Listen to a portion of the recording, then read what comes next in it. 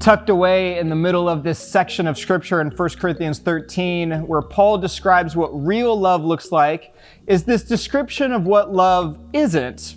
It isn't self-seeking. And this concept of seeking only after your own interests is one that the Apostle Paul talks about consistently in his writings. For instance, in Philippians, he says this.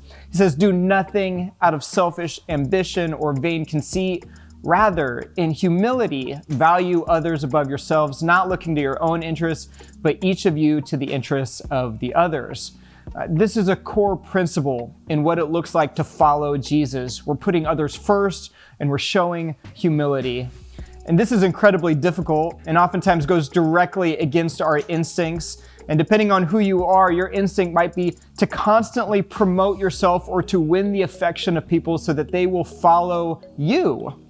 Now, in a lot of ways, this is basically what social media has devolved into, a place where people are just trying to win as many follows and likes and retweets as possible.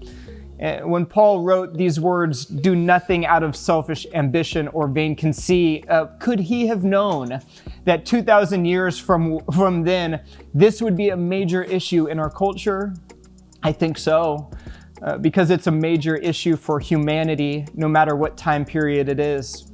Now, in regards to our relationships, I've heard it said this way: behind every successful relationship are two people trying to put the other first.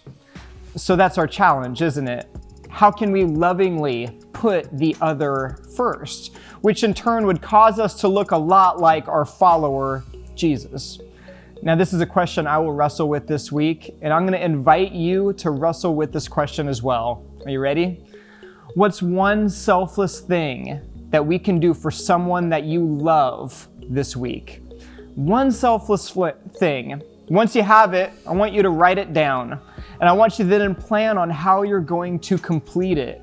And I look forward to hearing about all the selfless activity. And I hope that God's church will continue to be known for putting others first, which is a true picture of what it means to love.